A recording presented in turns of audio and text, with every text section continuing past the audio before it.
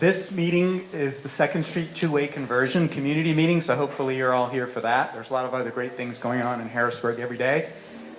We have a 2-hour time slot, so we really need to focus on this topic tonight. If you have other topics that you'd like to talk to the city staff about, perhaps pull them aside at some point and we can talk to you about those things as well. My name is David Leedy. I'm with the project team for the city. And just real quick, just as an icebreaker, how many people in the room, and you can define this however you like, how many people in the room live within walking distance of 2nd Street?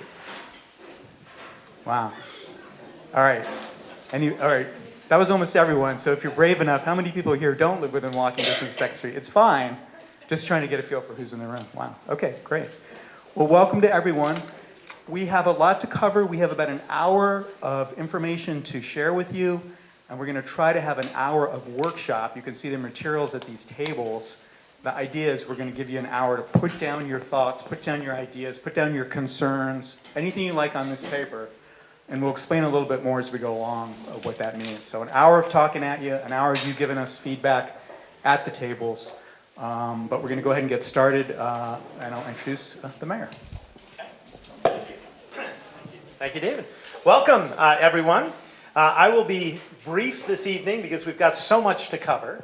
The way it's going to work tonight is we're going to have a little presentation on the history of 2nd Street and the project. We're then going to have a presentation from Kittleston on the traffic study that was done, and then a larger presentation about Vision Zero and what it means for the city of Harrisburg. After that, we are going to break into workshop groups. And during that time period, I will be mingling around and we will take your questions. So if you have questions for myself or any of the people that are presenting, we encourage you to ask them one-on-one during the workshop period. And then we'll gather back together to sort of present those findings. I just want to say that this is a project which to me is about the vision, our vision, collective vision for the future of the city of Harrisburg. It's about creating a city which is desirable to live in.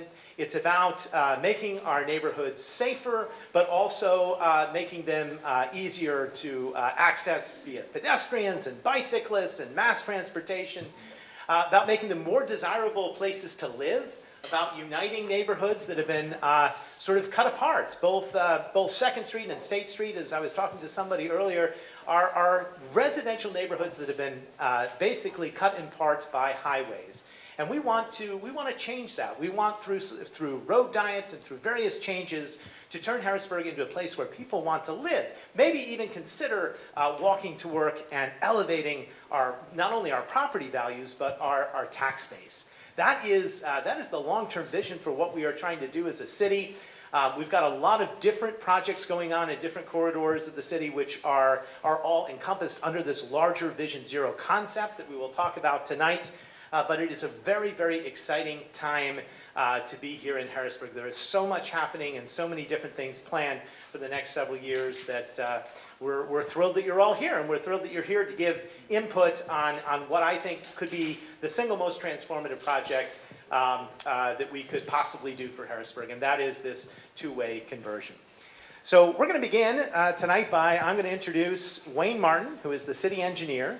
And Wayne is also the custodian of all the files in the engineering department. And amongst those files are literally decades worth of plans and ideas and letters, all related to 2nd Street two-way. So to give you a little bit of a history lesson, we'll begin with Wayne. Thank you, Mayor. Wayne Martin, city engineer. So, Mayor's right. We literally have a file cabinet full of 2nd Street two-way documents. So we thought it'd be fun to sort of lay out a timeline of how we got here. And I put the Harrisburg population on there just as anecdotal information. The Harvey Taylor Bridge was built in 1951, and Forrester Street converted to the 6-lane highway that we have now. Nolan Ziegler, who was part of that Harvey Taylor machine, if you will, was elected mayor. In 1956, Harrisburg appointed its first traffic engineer, a gentleman from New York City, and the streets, a lot of city streets were converted to the one-way couplets that we have now. So in September 1956, the transformation took place. I think it was September 7th or something like that. By October of 1956, there are already letters to the editors and everything trying to change it back. So I thought that was interesting. In 1 month's time, there was already this call to convert it. Now, if you're ever curious of what was the motive, what was the vision behind these conversions, this was a quote from the mayor just about the streets in general. We're going to take properties, clean them out. We're only interested in ingress and egress from the city. That's it. There was no mention of any residential benefit whatsoever. And so when you see that population decline, I think that was the vision, to make it a commuter city and not a friendly place to live. So continuing with that timeline, federal and state governments had the river relief route. That's the 322, and also the 81 project took place about the same time, that planning and construction phase. Many of you know more about this than I do, but for those of you that don't, it was envisioned to go right through Wildwood Park. There was a lawsuit filed by a coalition from Harrisburg, environmental coalition from Harrisburg, that actually had them change those routes. One of the promises that was made at that time was that streets like 2nd Street could go back to residential one-way, two-way streets to serve residents and not commuters, because you would have that river relief route in place. We all know that didn't happen. Now, in 1977, Mayor Doutrick campaigned pledging to convert 2nd Street to two-way. Now, his vision was one of two. One, either Forester to Division, or even more aggressive, from Market Street to Division. So he had two concepts that he wanted to explore. And not only did he explore those options, we have an executive order where he directed it to happen. And the city purchased, we have records, all the traffic signal equipment. It's no longer good anymore. I'm not really sure where it is. I'm sure it was used for maintenance and repairs through the years, and paint and signs, and all the things were actually required to do that. And the DOT threatened to withhold federal funding from the city if that plan went through. And so the plan died. And there's some good news articles dating back to the 1970s discussing sort of that struggle. So, excuse me.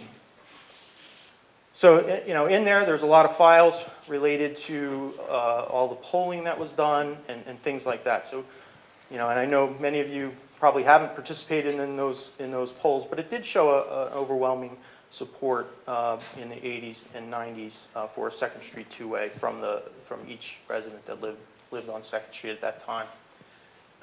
Excuse me. Okay, so we do have a feasibility study that was completed by the firm of Gannett Fleming in 1998, showing, and that study was actually for Front Street and 2nd Street, the whole thing, right, city limit all the way downtown and everything, and did say that it was feasible, I forget the language that they used, maybe I wrote it down here, yes, it may have merit. That was the language that was used. So fast forward, go ahead. So 2013, more recent, these things you will remember. Mayor Papoose, independent candidate, Nevin Midland, both campaigned 2013, to convert 2nd Street to two-way.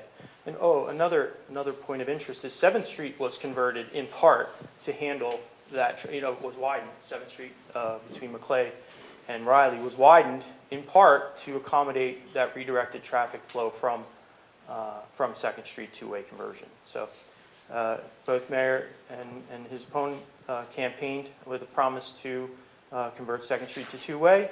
And PennDOT in 2014, after I was in place, did their own study, their own feasibility study, and found that it was feasible, identified a certain level of study that had to be done, what the city would have to look at in order to follow through with the project.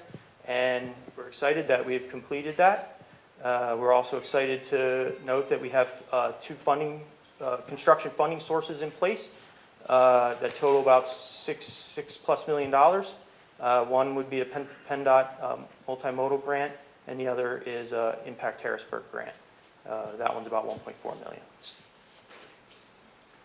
So, and the last thing I'll note there was in 2000, everybody I'm sure has heard PennDOT's proposal to widen 83 and including a 12 lane in the city, cutting through the city. And as part of that, sort of carrot, they mentioned that, it would help with the Second Street 2A. I'll leave that for you to think, decide if you think that might help or not. But, I've showed you a history where that sort of been placed in front as this needs to happen first, this needs to happen first. But, we don't believe that's true based on the study that we've completed, that it can happen now. So with that, I'll turn it back to David. Thank you, Wayne. All right, we're going to keep moving. We're a little bit behind. I'm going to hand it over to Larry. Sure, good evening. Quickly want to introduce our project team resources, certainly to Wayne, but also to you for the workshop and throughout the study process. So team members, can you raise your hand so I make sure I don't miss anyone? Andy, you want to quickly introduce yourself? Andy Durr, I'm the overall project manager for the open end we have with the city. Adam? I'm Adam Best. I'm with Gilson Associates, and we led a lot of the transportation and traffic analysis that we're talking about tonight. And Adam has a unique perspective both on travel, understanding travel patterns, as well as understanding complete streets and the design of complete urban streets. Will? Will Weissmantel with Wallace Montgomery. I'm a multimodal design engineer. Yes. Who else do we have here? Edwin. Yeah, where's Edwin? Way in the back. Thank- Edwin Chang, Wallace Montgomery. I'm an engineer over there helping them out. Perfect. We missed anyone? One other, most important, our facilitator for the evening, David Levy. He's leading our public outreach engagement for Vision Zero as well as for this project and is facilitating tonight. So I'll hand it over to you. Thanks, Larry. And thanks again for everyone being here. So you can see this giant agenda behind me on the wall. This is what we're going to try to do tonight. So we're going to talk at you until about 7 o'clock, but we're going to give you information on what's been happening, give you updates, what's going on with the project. Really good information. And so that includes project technical considerations, as well as we're going to talk about some sort of a street design toolbox, a kit of parts. What kind of things can we put into play to make these changes happen? What are cities around the country doing in similar situations to make this happen? And we'll talk about that a little bit. And then an interactive workshop. So if you can stay and get your way around the table, put your thoughts, your ideas down on those maps that you see before you. We'll give you more instructions before we get to that. So that's like 7:30, 7:40. Then we're going to ask one person from each group to just stand up and say a few words about what your table came up with. What are the most important things that you're focused on? And then we're going to try and wrap up all of this by 8 o'clock. So that's our goal. So with that in mind, I'm going to keep moving. And so I think, who's coming up to talk about, Larry, technical considerations? So we're going to get into the meat of the project. Sure. Thanks, David. So we've talked, we're all here to assess two-way conversion, but the phase of the study that we're in now, just want to share with you, and that's to ensure how well does it operate. So really, as mentioned, the technical considerations, here are the type of questions that we're addressing now and that Adam is leading. And I won't read each to you because you see it's the operational from one-way to two-way. What are the considerations from an operational and design perspective? Understanding the travel patterns, what they are now, how would they change, if at all? What type of diversion would happen with that type of change? How would the intersections operate? Certainly from a perspective of travel flow, person flow, most importantly, but also infrastructure. What type of infrastructure needs would there be when the signals are designed or intersections designed for traffic in certain directions? So you can see, I just won't read each of those to you, but that's the type of information we need to prepare for before looking at those scenarios, those fatal flaw tests from a very local level, but also from a regional traffic coming into this corridor level, just to be sure we understand that as background. And Adam is leading that effort and is going to take you through our results to date. Thanks, Larry. So, can everyone hear me okay? I'll try to keep this close to my mouth, but sometimes it gets away from me. So just yell at me if it's not loud enough. And I'm trying to find a good spot that, maybe I'll pace. What I want to speak with you about is a lot of the data that we've collected and a lot of the traffic and transportation analysis and planning that we've done. I'm going to keep it somewhat high level. I think if you have really detailed, nuanced questions, and I think after this, when we're breaking out into groups, will be probably better because people have different level of understanding of this, and I just want to kind of keep that in mind. So obviously we're here to talk about 2nd Street. It's important to consider that 2nd Street is part of a much larger network of streets. So you can see this outline is really our study area. We collected data at every single signalized intersection and a number of stop control intersections from the river to the railway, from Forster to the south, all the way up to Division, which is about 27 signals plus some stop control. And that's important because if we're going to change 2nd Street, if anything changes, we need to understand what those impacts are to other streets as well. And that's not just if you're driving, but if you're walking, if you're biking, or any of these types of things. It's really a system of streets that we're talking about. And that's important when we start thinking about shifting people to other locations and understanding how that network can really benefit us. So, I'm not sure. Yep, makes sense. So what we've done, we've collected a lot of data. So that's traffic counts in particular, but also crash data and a number of other types of things. So one thing that I really think is important to stress is we are engineers and planners, so we rely on this data to help us do analysis and inform opinions and decisions. That's really one key piece of this. The other key piece is, really everyone that's in this room. I don't live on 2nd Street. You live on 2nd Street. So in a lot of ways, you have a level of expertise that I could never have unless I lived here. So keep that in mind when we break out into sessions, that your input is really valuable, and it's not something that we can go out and watch traffic and watch people move around, but we really just don't have that intel like you do. So I just want to make sure that everyone's aware of that. So I think everyone also understands how people come into and out of the city every day. This is kind of overly simplistic, but we know in the morning, Front Street, that's the big street that everyone's coming in on, right? But in the afternoon, we know that the opposite happens. Everyone goes out on 2nd Street. So you have this big inbound movement on Front Street, this big outbound movement on on 2nd Street. And Maclay kind of helps distribute some of that across the bridge as well. So this is really interesting because it really does shape how everyone moves in this area. These two streets really do have a major impact in that area. What do you define as heavy versus moderate? Well, that's a good question. Why don't we get? Oh, she asked, what do we determine as heavy versus moderate? So why don't we? I'll get into some of the numbers here, and we'll get to that. So thank you.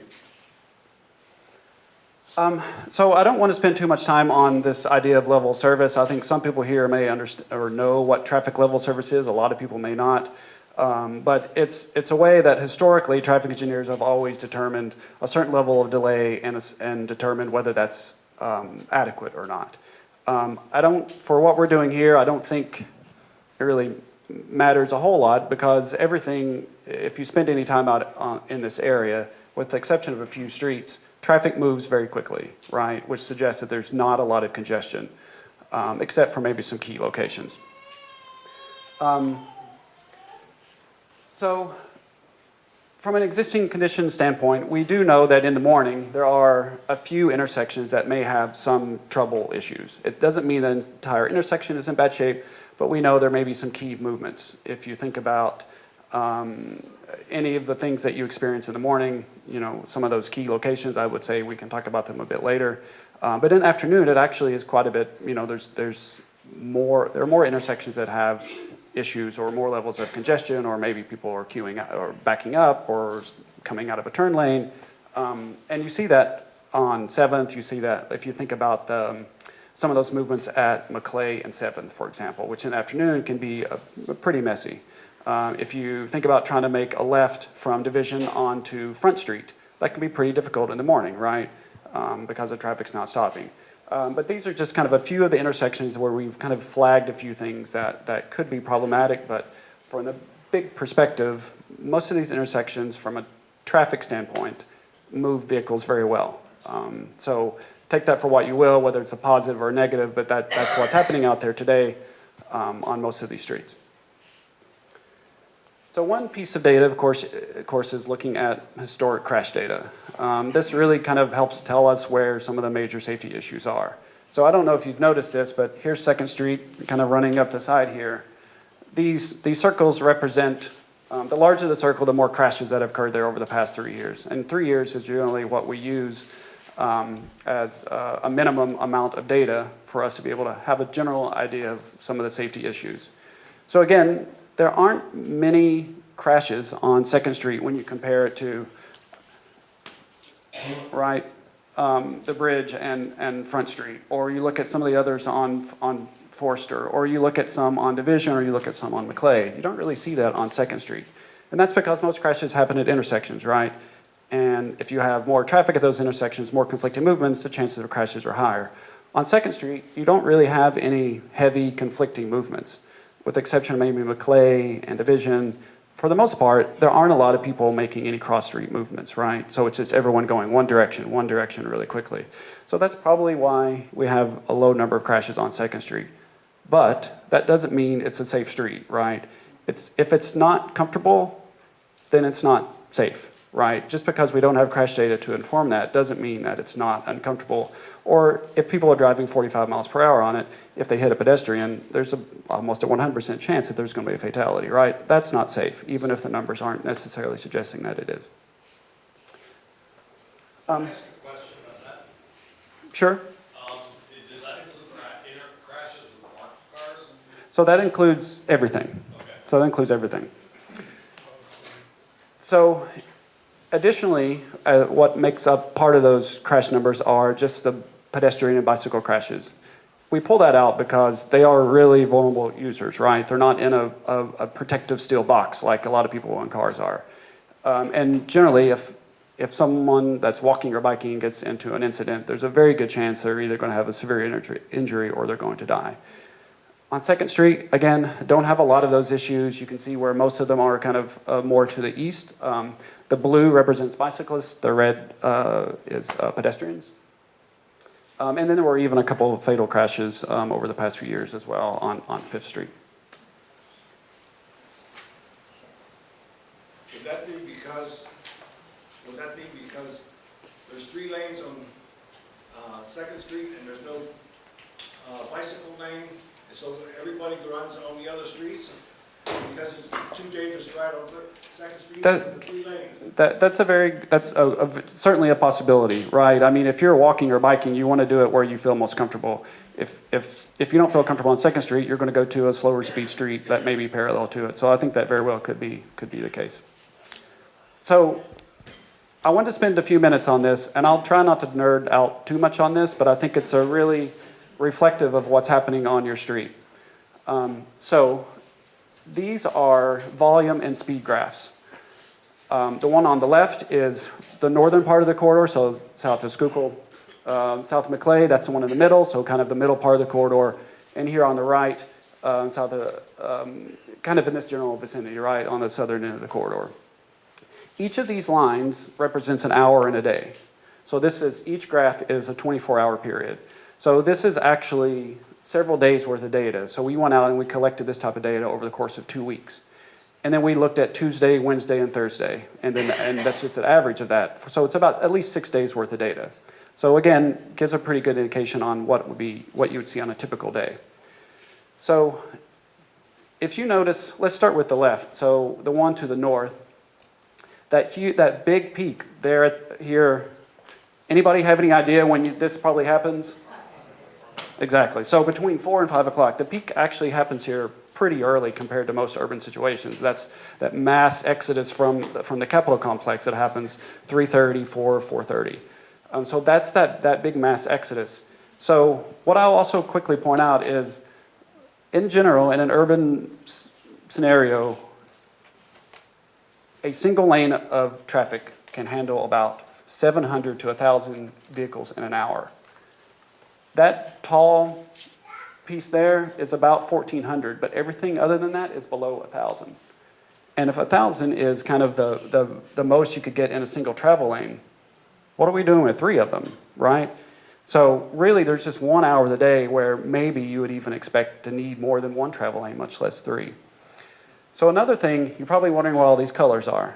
So does everyone here know what the speed limit is on 2nd Street? 25. Speed limit, right? That's what's posted. So these little blue pieces here, that's the percentage of that traffic that goes 25 miles per hour or less, which is shocking. And as you get in closer to the city, which is over here on the right side, more closer to downtown, you can see it goes up. And that's because the traffic levels are a little bit higher. There's a little bit more friction, a little bit more, a few more conflicts happening. But on the north, it's almost non-existent. In fact, 93% of the people of the data that we collected travel over the speed limit over the course of all of those days, on a typical day. So this 85th percentile speed that you see here, so I'm guessing a lot of people don't know what that is, but historically that's the measure that we use to help set speed limits. That means that, in this case, 85% of the traffic is driving at 38 miles per hour or less, which would indicate that maybe the posted speed limit should actually be closer to 35 or 40. How many people here want the speed limit 35 or 40, or want people driving that fast? I saw one hand. He must not live on 2nd Street. But I think that's an important consideration here, is how we're moving about this corridor and how it really impacts our lives compared to what we actually want it to be, how we want it to be operating. And this is the volume, so this is about 8,900 in a day. As you get more closer to the city, it increases, and then even here it's around 13,000. But again, I think that really suggests that it's a pretty good story for what's happening out there, and it's probably, I think everyone probably understands, well, this sounds about right. You can see here there are a couple hours here where the traffic's quite a bit higher, and then you have about 2 or 3 here as you get closer to the city where your peaks are a little bit higher over a longer period of time. So why am I bringing this up and kind of harping on it? It's because if something happens to 2nd Street, that traffic probably needs to find someplace else to go, or some of it, right? So that's a really important consideration. They don't just disappear. They may find other streets, other parallel routes to do that. Excuse me, why did you not do south of Division? Because that's where the light is, where people merge onto Front Street, and they're racing down there to turn left. So we did Forster 2 Division. You asked why not south of Division? Oh, do you mean south of Forster?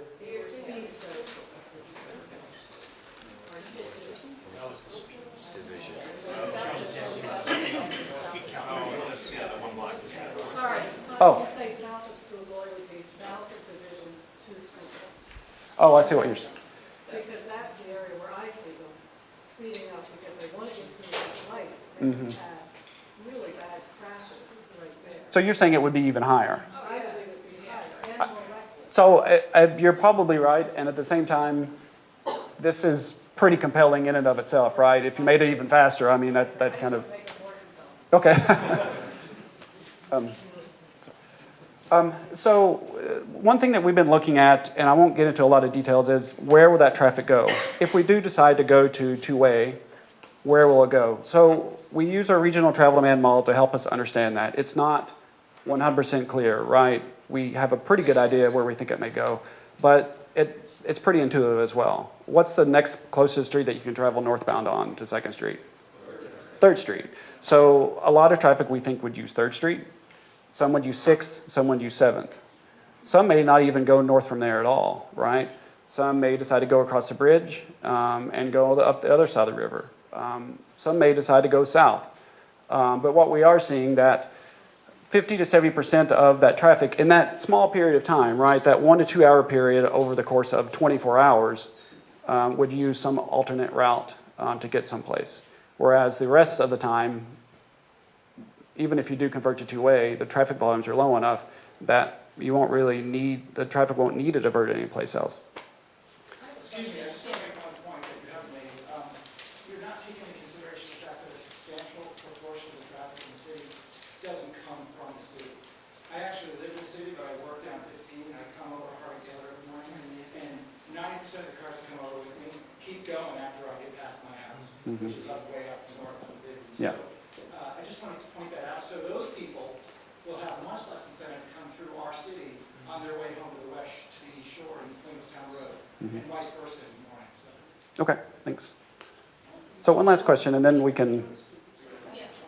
When you say that you haven't given a whole lot of consideration to where the traffic is going to feed into, so if I said that, I apologize. That's not what the impression that I wanted to give, because we've done a lot of analysis to understand what these impacts may be when this happens. it would be, it's somewhat intuitive, but it's not intuitive. You have done studies to determine, like, how much of the traffic potentially would feed onto 3rd, 6th, and 7th Street? So we do have a pretty good idea of that. I said it's intuitive in that you would know where it most likely would go. It would go onto parallel facilities. So we do have a pretty good idea where we think it will go. But again, this isn't, if you're forecasting this out 20 years from now, what the impacts may be, the tools are only so good for us to be able to fully understand what the exact impacts would be. But you are going to cover to some extent what the impacts would be on those other streets? So I'm not going to in this presentation, but that's what the breakout groups will be for.